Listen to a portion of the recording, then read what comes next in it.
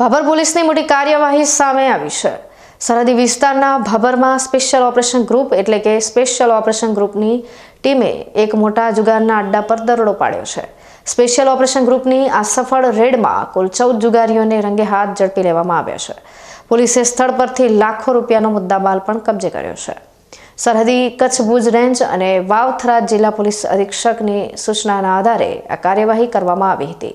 ભાભર ગામ નજીક ખાનગી રાહે ચોક્કસ બાતમી મળી હતી કે ભાભર દરબાર માઢમાં રહેતો ગજુબા પ્રવીણસિંહ વાઘેલા પોતાના રહેણાંક મકાનમાં બહારથી માણસો બોલાવી નાળ ઉઘરાવીને ગંજીપાના વડે પૈસાની હારજીતનો જુગાર રમાડી રહ્યો છે। આ ચોક્કસ બાતમીના આધારે વાવ-થરાદ જિલ્લાની એસઓજીની ટીમે તાત્કાલિક તે સ્થળે દરોડો પાડ્યો હતો।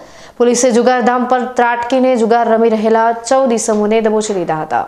પોલીસે રેડ દરમિયાન પકડાયેલા શખ્સોની અંગ ઝડતી કરતા સ્થળ પરથી રોકડ રકમ રૂપિયા 1,30,940 મળી આવ્યા હતા। આ ઉપરાંત 14 મોબાઈલ ફોન અને 3 વાહન સહિત કુલ રૂપિયા 2,27,940નો મુદ્દામાલ કબજે કરવામાં આવ્યો છે। ભાભર શહેરમાં આટલું મોટું જુગારધામ પકડાતા ચકચાર મચી ગઈ છે। પકડાયેલા તમામ 14 આરોપીઓ અને કબજે કરેલા મુદ્દામાલને એસઓજી ટીમે ભાભર પોલીસ મથકે લાવીને કાયદેસરની કાર્યવાહી હાથ ધરી છે। આ કાર્યવાહીથી જુગાર રમાડતા તત્વોમાં ફફડાટ વ્યાપી ગયો છે। પોલીસે જુગાર રમતા ઝડપાયેલા આરોપીઓમાં ભાભર, તનવાડ, રંગપુર, સણવા, ભેસાણા, ડીસા, વાવ, વાવડી અને લોધરા સુધીના ઈસમોનો સમાવેશ થાય છે।